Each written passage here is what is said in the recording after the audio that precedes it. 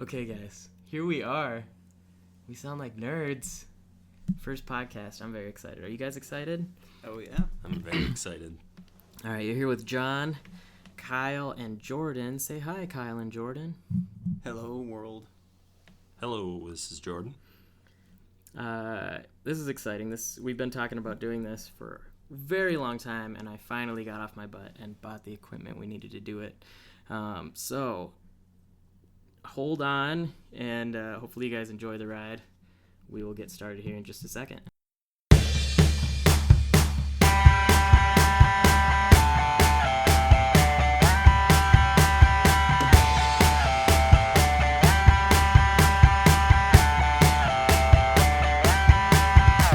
All right, guys, let's talk about some news. Tom Holland confirmed this week he's set for 6 Spider-Man appearances. Not just Spider-Man movies, but appearances in other Marvel films and stuff. I think that is personally cool because I loved him in Civil War. What did you guys think? Who's Tom Holland? Jordan hasn't seen Civil War, have you, Jordan? Because you not. hate stuff that's cool. I understand. I'm the least nerdiest of this group. Yes, we keep you around to keep us honest or something. Kyle, what do you think of Tom Holland? I liked him in Captain America. I didn't mind Andrew Garfield though, so I didn't see a whole need to switch. But I like this new one. I'm willing to see where it's gonna go. Yeah, I like Andrew Garfield. I liked him in Social Network.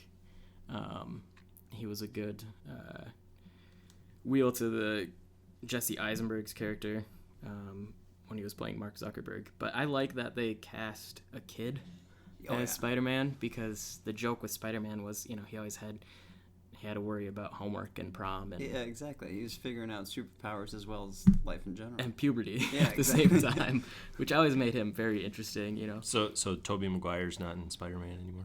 No, he's not, no. Okay. Thankfully. Welcome 2008. It might have been even earlier than that. I think his last one was 2006. I could not tell you.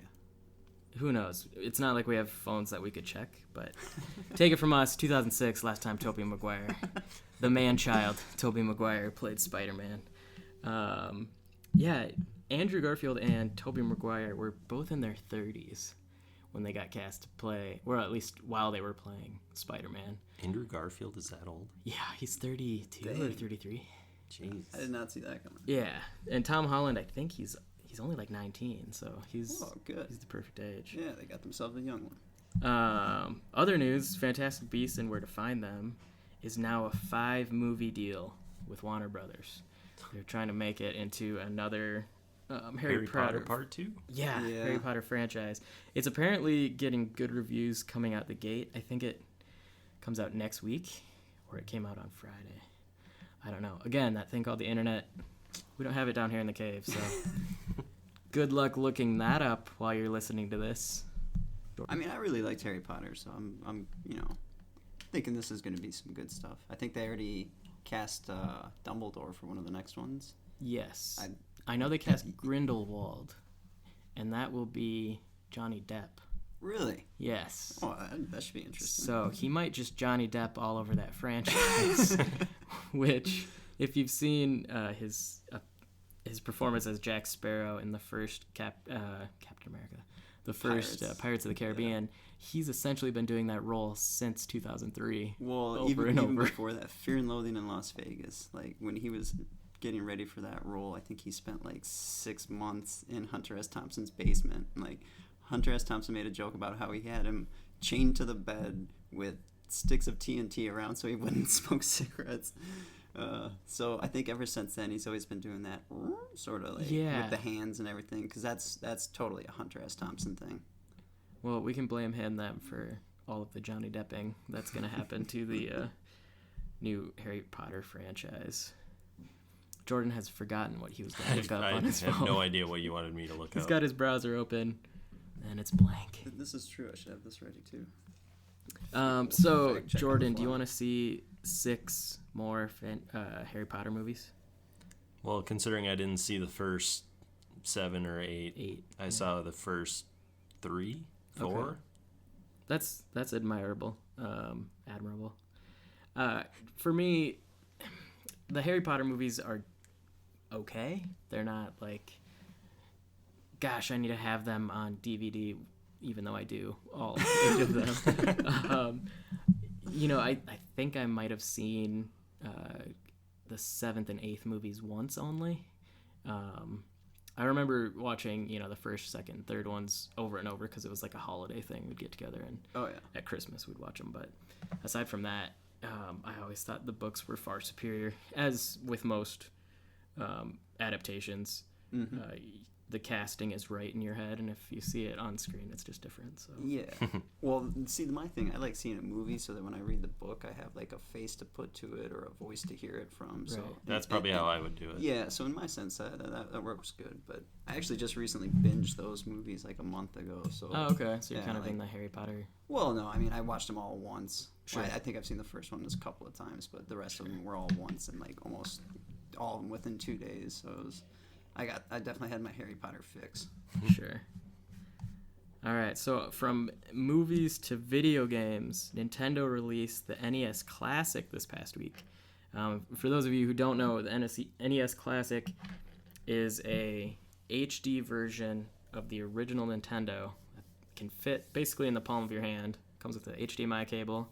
Comes with one controller, and it plugs in just right to your HDMI port, and you can play 30 classic NES games that are already installed in it. It didn't take long, less than 24 hours, they were sold out, and retailers have been scrambling to get it. It retails at $60, so it's actually a pretty good deal. So, do you want to see retro consoles come back in this fashion? A cheap alternative to, illegal ROMs or that sort of thing online. Emulators and stuff. Emulators and that sort of thing. It's kind of nice, especially for the people who aren't so tech savvy as to go out and get an emulator. Like me. Yeah, well, like one of my buddies, he's like, my dad really liked those Nintendo things, so I'm gonna try to get one for him. And I was like, yeah, they're already sold out. Yeah. But yeah, for that certain niche of people, it's gonna work really well, I think. Yeah. I would like to see, my first console was a PlayStation 1. And all my friends had consoles. The best thing I had was a Game Boy. So yeah, it took me a long time to get a console of my own. So yeah, it would be sweet to go back and play legally, quote unquote, Super Nintendo games or Sega games or something like that for a cheap option. $60, that's not that bad either. No, not too bad. Anything else for news, guys? News? Any more news? No. Not here. All right, let's get to the meat of the program. Since this is the first ever We Sound Like Nerds podcast episode, I giggle every time I say that name. We're going to talk about our first times with a couple different things. Not sexual content. But first video game we played, To Death. First R-rated movie we remember seeing. And the first TV show that we could not miss an episode of. So, in niceness, I see Jordan's pulling something up on his phone. We're going to let the least nerdy guy start. We're going to start with Jordan. Jordan, what was the first game you played to death? The first one I can remember was Grand Theft Auto Vice City. Played it first with my cousins at their house, and I didn't think I even had a PlayStation 2 at the time. Talked my parents into getting a PlayStation. Were you old enough to play Grand Theft Auto Vice City at the time? I was not. Were any of us? It came out in 2002, and I was 12. So okay. Yeah, you're quite a bit younger than us. Probably got it when I was 13, I would say. I want to say I was like a sophomore in high school, so probably right around 16, 17. So still probably not old enough to have actually purchased played it. Yeah, I've purchased it, but oh yeah, I played the hell out of that one. Vice City has arguably one of the best in-game soundtracks. Oh for yeah, video games Yeah, of all I time. can't hear an 80s radio station without flashbacks of driving down the strip. But Flock of seagulls. Yeah, exactly. Yep. Is Africa in that song? In that game? I couldn't tell you. I don't remember that one. Toto? Check it out. See if Africa's in that. There's a Patton Oswalt joke where he said, if he ever committed suicide, he'd want to do it in a grocery store in the frozen food section as he's staring at Lean Cuisines while Toto's Africa is playing on the loudspeaker. And that's all you would need to know. You would just have that scene in front of you. You would know. Oh. I like that guy. I mean, Yeah, he's the funny. main songs we got here. You've got Another Thing Coming by Judas Priest. Classic. Too Young to Fall in Love, Motley Crue. I Wanna Rock, Twisted Sister. Bark at the Moon, Ozzy Osbourne. And that was the last... That's just the rock station. This lists every station we want. Sure. That would take too long to go through. That was the first one that started using real music too, and I think Grand Theft Auto 3 was all like in-game made stuff. In-game made, Yeah. or was it? like knockoff songs that sound like that. Yeah, I think that was the first one with license was Vice City. Yeah, the first one with the Katana too. I believe Katana was the first. Oh, Flash FM. That was what I always listened to. That's got Your Love by The Outfield, Billie Jean. Hall & Oates. That was the last game with the character from 3, right? As the main playable character until the handheld versions come out. The main character was Tommy Vercetti. Tommy Vercetti. Yeah, that's right. Vercetti crime family. Ray Liotta, I think, voiced him. Yeah. Good choice. I mean, and Rockstar's always pulled well-known actors to do their voice work. So. Yep. Did GTA 5 have main kind of well-known people though? No, they had they did that differently though, since it was the 3 storylines. Yeah. I know there were at least Michael and Trevor. Their actors were actors who've worked in the business. Mm-hmm. I believe Franklin was an ex-con and a rapper in LA, who had just done a little bit of acting, but I don't think he would have considered himself an actor at the time. But we see Trevor in a lot of stuff now. He's in both Westworld, which is hot right now. Who's he in there? He's one of the hosts Really? that shoots up the farm of the main girl. Yeah, I'm still lost on names for Westworld. Westworld is a mind screwy. Yeah, I'm really show. digging it though. It's nice stuff. He's also Negan's right-hand man in The Walking Dead. Okay. So when The guy who looks like Trevor is during actually the scene Trevor. when he's asking the guy for the pen, when he's gonna mark up Carl's arm. Yeah. Okay, because I was like, that guy sounds familiar. Yep. You know, and I know I've seen him in a couple other things too. So Yeah. that's cool. I didn't realize that was him though. Yeah. There's a good meme out. I know, that's an oxymoron. There's a funny meme out. Negan asks for a pen and gets a marker. Who says he doesn't compromise? Because the mark he makes is with a permanent marker, not a pen. So. Oh, that's funny. Kyle, what was your first game that you played to death? There was several, but the one that I remember putting a lot of time in was Super Mario RPG. That was like my first kind of foyer into the RPG spectrum of games. And, oh man, after that I was just hooked. Like that was like Nintendo's first RPG with like those main flagship characters, right? With Mario and exactly. I think it was before all like the Paper Mario and all those ones too, and all that. Yeah. So for those of us like me out there, what is RPG? Role-playing game. So basically, and in my mind, like any game is a role-playing game. You're playing the role of a person. So but in the traditional sense, it's more like level-based. You have skills that you can gain, things like that. And it's usually kind of turn-based combat sort of thing. So kind of a criteria. And then action RPGs kind of expanded that. You've played Diablo before. That's an action I've never RPG. played Diablo. I think you have. I really don't fit in here. We've played it on PlayStation before. Oh yeah, you have shown me that before. Yes, we've played that game. So that's a game where you make a character. More or less, usually it's either a fantasy world or it's future world, and there's different archetypes and gear. And I think Fallout falls into that action RPG. Fallout, Elder Scrolls sort of games. I don't know if you've played any of those. You've probably seen them, but you've never played them. But anything where you level up, that's usually kind of one of the criteria. Okay. So what made you keep going back to Super Mario RPG? even after I played it the first couple of times, I think somewhere along the line I ended up getting like a strategy guide, and there was just a whole bunch of things that I had never even known. And as with most RPGs, there's a lot of hidden stuff that you put in the time and you can find it. But that was the first one I was just like, wow, there's a lot that I did not know about, And I thought before I'd seen that, I was like, oh, I've done it all in this game. But Yeah, that was before the internet. You had to have a strategy guide. Yeah, exactly. You couldn't just go online, look up the answers. Well, I think there was internet, but it was you still had to dial up. You had to wait 45 seconds for that stupid tune. My first game that I played to death is another RPG. It was Final Fantasy VII. Oh, yeah. Arguably the best game ever created. You go back now, obviously, it probably doesn't hold that title anymore. It's still near and dear to my heart, though. That was the first time a game story I felt like I was part of it, even though I didn't resemble any of the characters. I didn't look like them. Well, you didn't have a gun arm or spiky hair that stood up 5 feet? Is that the one where you cried when one of the characters was... emotional. There are character deaths in it that affect you. Spoiler alert. It came out a long time ago, guys. Eris. If you haven't played it by now, you never you're will. not going to play it.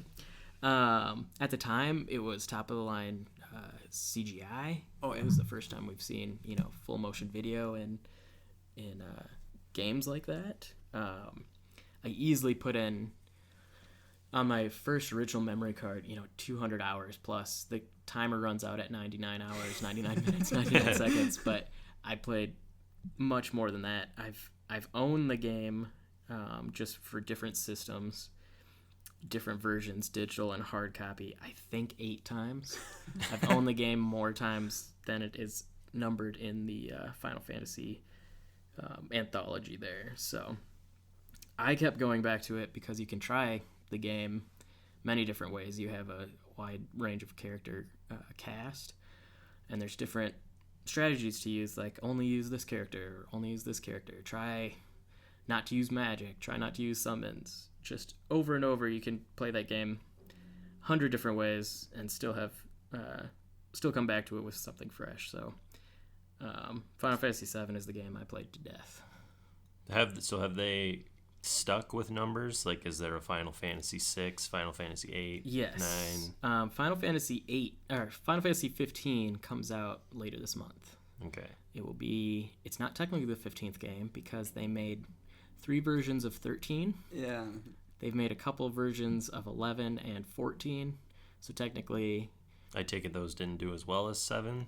They made spin-offs. They never really did sequels like Final Fantasy 7 and 8. Like they were nothing was connected between them. It was just sort of the number assigned to it. But it wasn't till like starting 10 with and 11. Starting with 10. Was it 10? Yeah. 10-2. 10-2. Yeah. Then they started making sequels to them. Yeah, and usually it was spin-offs starring not usually the main character but offshoot characters. With 13, they used the same character. I have to be honest, the last one I played was technically 12. I played 14, but that's an MMO, like World of Warcraft. Okay. So it's not a traditional Final Fantasy game. So I haven't played a traditional Final Fantasy game since Final Fantasy 12. And that one, you could see where they were heading with what they were doing with the MMO. 11 and 14. It was the first like open world movement while combat, sort of like you can change your distances and stuff. Because that was one that I think that was the last one I played too. Up until Final Fantasy X, they were doing the traditional bad guys are on one side of the screen, your team is on the other, and then you go through different options. Like Pokemon was on Game Boy. Unless you get pincer tag. Yeah. Oh man. Attack from both sides. Can't escape. That's my video game voice. That's all I have for games. Do you guys have anything else to add in? On the line of Final Fantasy, I think another one that I played the hell out of was sorry, I don't know if No, go ahead. Okay. Keep going. Final Fantasy 3, which would have been Final Fantasy 6. 6 here. The true Japan. 6, 3 in here. Yeah. So for like the first before 7, I think 7 was when it all squared up. Okay. They had some that they just never brought to America, so they called them different ones. Mm-hmm. But yeah, that was another fun one. I was really pumped when Final Fantasy Anthology came out for the PS1. It was Final Fantasy 5 and 6 bundled together on one disc. 5 had never been released here in the States, and 6 had been bundled here as Final Fantasy 3 for the Super Nintendo. But Final Fantasy 5 had, I think, like 45 different character classes that you could pick, and you'd unlock them as you go through the game, like Berserker and Geomancer and Mystic Knight, and it was just like, oh my god, look at these options! And you end up using one towards the end of the game. Yeah, you find the best one, you're like, alright, I'm just sticking with it. Yeah, because there was one class that could learn all of the skills of all the other classes, so you didn't need... Why would you even need the other classes? Because they look cool. Sprites, man. It's all about the sprites, man. There was the other, what was it, Final Fantasy, or Chronicles, was it? It had Chrono Trigger and Final Fantasy 4. Was it 4? I think 4. That one could I be had. I was a big Chrono Trigger fan too. Don't quote me on that. I've never played the Chrono games. Really? Yeah, that's a Trigger's series I fun. gotta get onto. Chrono Cross was also a good one. Yeah, was Cross first or Chrono Trigger was the first Trigger one. was I think. first. Yeah. more RPGs? Oh, addicted.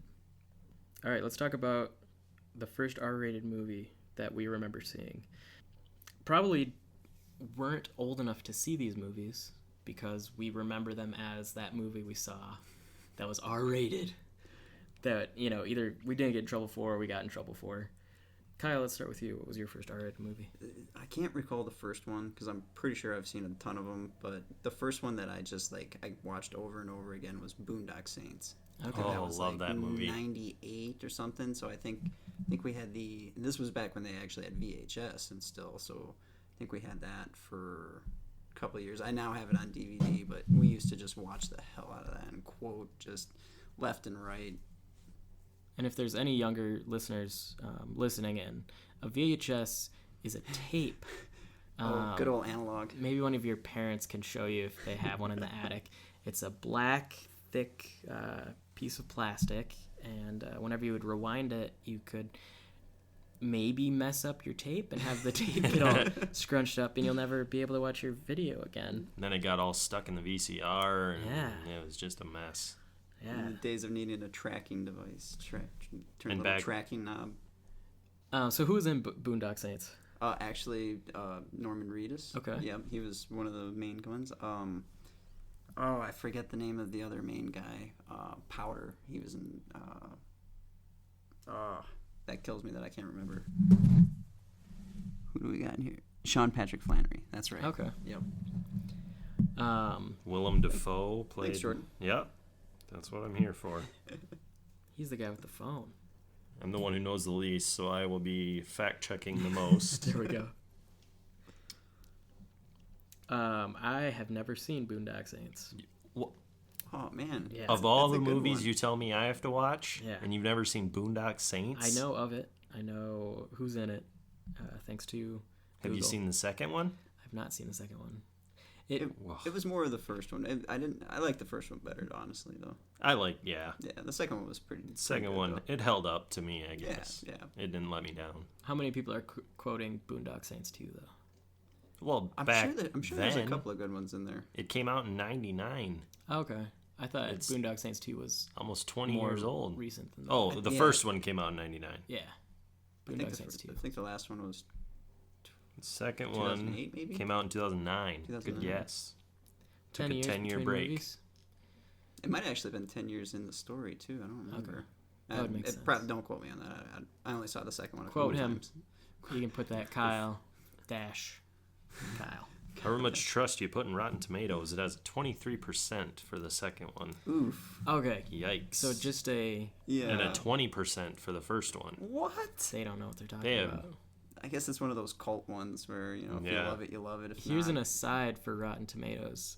Last week, I tried watching Sausage Party. It's got an 82% on Rotten Tomatoes. I had to turn it off. Really? It was, not funny. Based off of the trailer, I thought it might be kind of funny. I Yeah. thought it would be interesting. Yeah. I didn't know if I thought it was going to be funny. No, but I made it about half. Okay, to be honest, I've never turned off a movie before. I've always given it a chance. It might have been because we were over at a friend's house watching it together, but everybody was on their phones. I was like, do you guys want to just turn this off? It is not funny. No one was, entertained. There's a lot of crass Seth Rogen humor, which is usually, At least worth palatable. A chuckle. Yeah. But for some reason, yeah, it was weird. Maybe I'll have to try it again once it hits Redbox or something. But yeah, I was just not impressed. You done wrong, Seth Rogen. You done wrong. So Jordan, what was your first R-rated movie? The first one I remember seeing would be Snakes on a Plane. It was back in 2006. I was 16. Snuck in. I did not sneak in, so to say. I went to the theater in my hometown, and the movie we wanted to see, for some reason it wasn't working. They weren't going to be able to show it, so they said we could go watch another movie for free, and then we would get a pass to the original movie we wanted to see. Couldn't even tell you what the original movie was. Small towns, you are gonna make bank when you go to the theater. So we I wandered around, and Snakes on a Plane was another option. Went in, it was me and 2 other people were watching the movie, and about the only thing I remember from it is Keenan's in it from Keenan and Kel. Nice. And Nick Fury. You know, the famous line of Samuel L. Jackson yelling, "Sick of these," I don't know, how do you say it? Mother effing snakes. Mother effing snakes on this mother effing plane. Yeah. And then they shoot out the window to get all the snakes out, which doesn't actually happen if you watch Mythbusters. So spoiler, man! I didn't. Spoiler. No, I had no intention of saying. Yeah, this one you're definitely probably not going to see. Snakes on a Plane. Yeah, what are your either of you see that movie? No. It's a classic. It is a classic. I heard that Samuel L. Jackson took that part when his agent was just talking about roles. Without reading the script, he heard the title and he said, "Book that because I want to be in it." I actually heard something like that too, that they were going to change the name, and he said, "If you change the name, I'm out." Yeah. So that's why it's stuck with Snakes on a Plane. Snakes on a Plane. Oh, that's awesome. Did you see last week a snake actually got on a real-life plane? To Brazil? I did see that. And South America, somewhere. Yeah, and they had to make an emergency landing. Yeah. I'd have jumped out of that plane. I think I just saw the picture, a still frame where it's like up near the cabin or the luggage thing. Yeah, I do not do snakes. I would have not done well there. Yeah. You are like Indiana Jones. He does not do snakes either. Never seen an Indiana Jones movie. Oh my god! I'm really letting a lot of people down here. So those of you who start with the fourth one. Those of you who become Patreon. I don't know what the term is. Subscribers? Let's call it Patreon subscribers. Patrons. That is the term they use. It's in the title.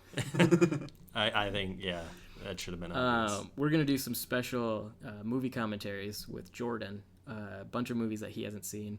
Jordan, you've never seen an X-Men film, correct? Never seen an X-Men film. He's never seen an Indiana Jones film. And then he doesn't like scary movies that much. So I hate scary. No, we are not watching scary movies. And we're going to do some commentaries that you guys can join along with if you have those movies at home, if you want to rent them. So look forward to that coming down the pipeline. To get back to what we're talking about, first R-rated movie I remember seeing was with my parents, Saving Private Ryan. They wanted to show it because they thought it was an important film to see what happened. A Hollywood version, but see what happened in World War II on D-Day and the storyline that went along with that. And I remember the first, opening 20 minutes of that movie is just nonstop. Just amazing. Normandy Beach? Yeah, Normandy Beach. That's just a meat grinder, man. D-Day. And it was the first time violence in a movie was so great, my mind couldn't process it. So a lot of guys that were there that day said that when they went in to see the movie, they had to walk out because they were having PTSD from watching these images that were so true. But I had nothing to relate that to in my own life, so it just kind of washed over me.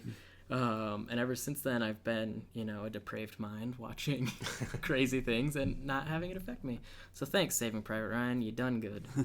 One of the best Tom Hanks performances that I can remember. Also had Tom Sizemore, Matt Damon.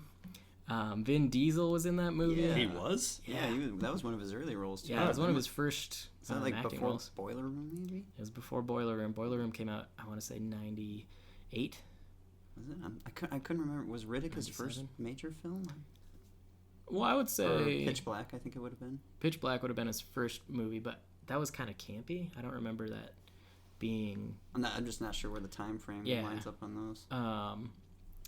one of his first biggest, not best known, but one of his best roles was Iron Giant. He voiced Iron Giant. That's right. Yep. And that's, how he's Groot now for the Guardians of the Galaxy. And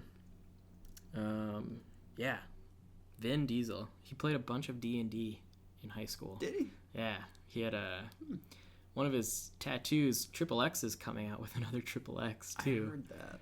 Is he in One of it? his yeah, he's Triple X again. He's got to be pushing 50 though. He's got to be getting up there, Yeah. man. Well, anyways, one of his tattoos in the first Triple X is the name of his D&D character that he's had. That's awesome. There's a great interview on Conan because Vin Diesel does not look like your stereotypical nerd. Vin Diesel is 49. 49. I said He'll be- pushing 50. He'll be Hey, 50 dude. in Look July. at this guy. You come Right you come there. to We Sound Like Nerds for your facts. Yep. Yeah. Jordan on the facts checking machine. R-rated movies. They're pretty great, especially when you're not old enough to go see them. You feel like you're really sticking it to the man. Let's talk about TV shows we could not miss an episode of. I'll start this one since I let you guys go first. It's only fair. First show I watched every day that it was on was X-Men on the Fox bracket of cartoon shows back in the late 90s. Wow, you really narrowed that one down. Yeah, that whole decade right there is when that show was airing. It aired alongside Spider-Man and a couple other cartoons that came on after, but probably 99% of all of my mutant knowledge comes from that cartoon show because they did such a great job of transferring storylines from comics to cartoons. And after, X-Men hit in 99, we've just been, 2000. 2000. Jordan Let's will say have it in a 2000. second. I'll have it in a second. Jordan will have it in a second. Maybe. Nope. X-Men 2000. X-Men 2000, like I said, 2000. The cartoons for the Marvel series, at least, have not been that mainstream. You don't find them on, Fox doesn't really have a cartoon time frame anymore, but Just like The Simpsons and Family Guy. And yeah, stuff now. yeah. So They don't have a Saturday morning. Yeah, they Time switched the slot whole. anymore. Cartoons are for adults now. Yeah. Or just on Cartoon Network and Disney and Nickelodeon. So Or Netflix. or Netflix. Yeah, all Or of I'd your say a lot of people go. your streaming networks. But I mean, they did Days of Future Past, which is now a movie. They did the Dark Phoenix saga, which kind of is in a couple of the X-Men movies. Just all of these storylines that were classic in the comics as a cartoon and did it well without pandering to kids. You could watch as an adult and be entertained. Wolverine couldn't curse, so he had PG cursing, like, "You stinking bub guy, I'm gonna punch you in the knuckle." Stuff like that. My ears, they're burning. Yeah. Careful. That is some risque language. Jordan, what was the first show that you could not put down? Sadly, I do not even have a cartoon. I am a reality TV show watcher. Hey, that's all right. and Me and my mom would always watch Survivor every week.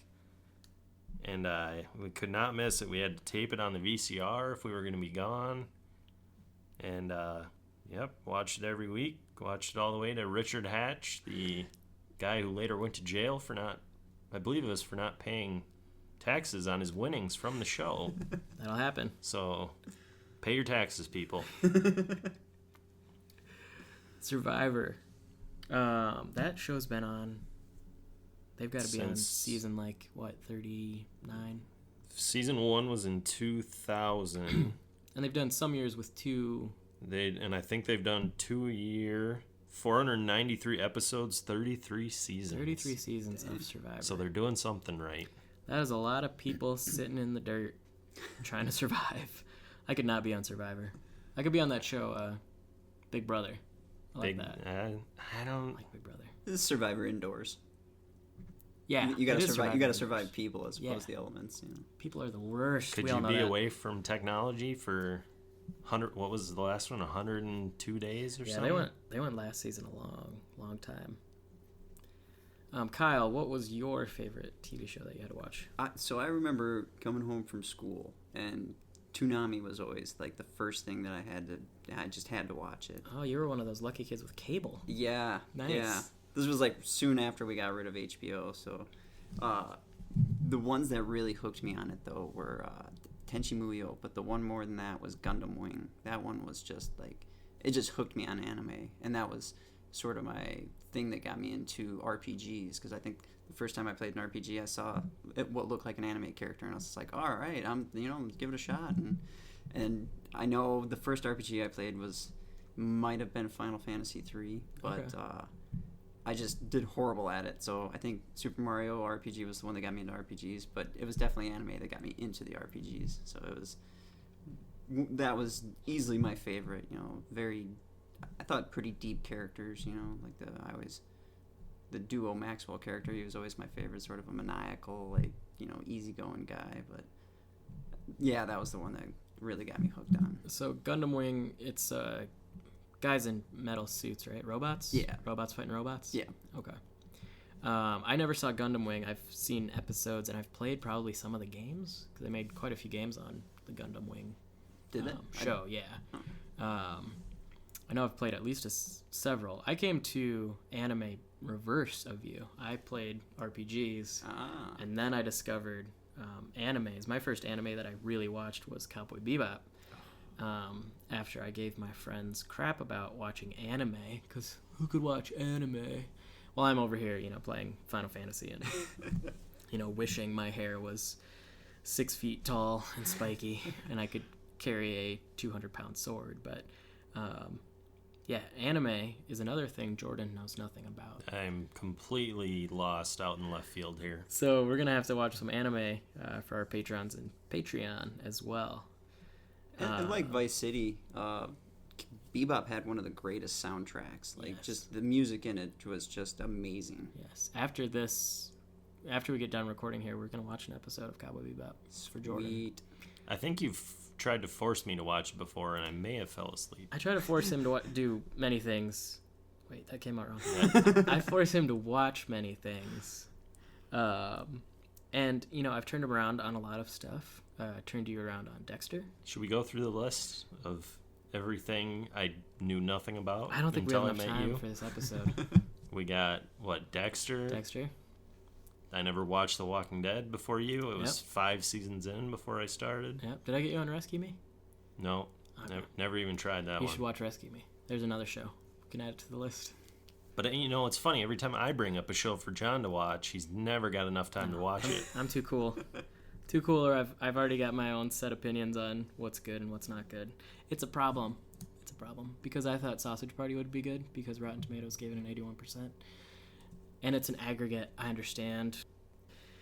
And we're just going to cut all this out. Never mind. I don't know. This story's going nowhere. Forgot We're where you were trailing going off. with that one. No, I didn't lose my train of thought, but it's just like, this story's pointless halfway through. I'm like, maybe I'll leave it in. I don't know. People who are listening to the podcast while they're driving are like, what the fuck is going on? Just get to the point. Aggregate scores. That's where we're going to tie it back in. Aggregate scores, you know, they give a rating based on what other people rate a movie at. So Rotten Tomatoes system isn't perfect, but if a movie gets, I believe, above a 69%, they give it a fresh rating. I don't think it's even that high. I want to say it's 60. You want to say it's 60? It could be 60. It could be 60. That might sound right. And so even if a movie is just okay, it can have a 100% rating if all reviewers think it's just okay, because it'll bump that score up. I think that might have happened with Sausage Party because it was bad. I'm sorry. The Interview, that movie that Seth Rogen did with that one guy, James Franco, about Korea. Oh, that had all the wasn't the it troubles that, with the Interview? Yeah, the Interview. And I think it went to Netflix for free. Well, that was the one that got hacked right away. Yeah. It's like, so I think they lost out big on that one. Yeah, they did. And that was better than this, and that movie got panned critically when it came out. So don't mess with North Korea. No. Sorry, Seth Rogen. Just to be statistically correct, it receives a Rotten Green Tomato splat at 59% or less. But not everyone uses a percentage rating scale. They might give it stars or a letter grade, so that can screw with the algorithm as well. And a certified fresh rating must have a steady tomato meter rating of 75% or better. Stats. Thanks, Stats Guy. I was told there wouldn't be math. His nickname is now going to be Stats Guy. We'll just I'll go with it. Jordan Stats. Jordan Stats. Anything else, guys, that we have? Anything else? I saw a couple of different movie trailers that are posted. It was like, Rotten Tomatoes gives it 100%. I was like, yeah. Can anything really get 100% anymore? There's like, even if somebody likes something, there's people that are just like, I didn't like it, you know? Are you talking about the movie Arrival? That was one of them. I do believe there was a second one, though, that had said it. Yeah, I always find it funny when movie trailers use Rotten Tomatoes score when they have a trailer come out, because that can change. I've heard Arrival is great. It's more of a thinking man's sci-fi movie. I really want to see it. I like that director's previous work. He made Sicario, Prisoners, and he made one other movie. I just saw Sicario this past week, and it's a solid. If you liked Traffic or that was a good one. Any of those cartel drug movies, this is great. It's got Emily Blunt in it, who is top-notch actress. She's been knocking it out of the park for the past several movies she's been in. She was great in Live, Die, Repeat, Edge of Tomorrow. Oh, yes. With Tom Cruise. And, really great performances by Benicio del Toro in that. And Prisoners had Hugh Jackman. And I can't remember who else was in that movie. Paul Dini? Paul Dini. I always get those confused. The weird gangly guy from There Will Be Blood. Oh, okay. Yep. Yeah. The one that, I drink your milkshake. Yeah. Yep. I drink your milkshake, Daniel. I think his name's Daniel in that, too, isn't it? Is it? I think so. I've only seen that Unless one it's Daniel Day-Lewis, and I'm just fucking this all up. It's our first time, guys. First episode. I hope you guys all enjoyed it. Jordan, where can they find us at? Hold on a second. We're going to move that over. Okay. We're going to cut right there. Okay. Jordan, how can they find us? Where you're going to cut it? Yeah, probably. You're not going to remember. We'll timestamp. All right. You can find us at We Sound Like Nerds on Patreon, or you can find us at WSLN Podcast on Twitter. And on Patreon, it just supports the show. You can pay as little or as much as you want per month, and we will try to get you guys some content every week. We'll be back every week for this, and anyone who becomes a patron will get access to our special commentary episodes with Jordan when we force him to watch a movie he's never seen and probably will not enjoy. I was thinking the first X-Men movie we could do would be Deadpool for him, because that is technically an X-Men movie. That is a great start, though. So we will see all of you back next week, unless you hated this and you are chucking your phone out the car as you're listening to this.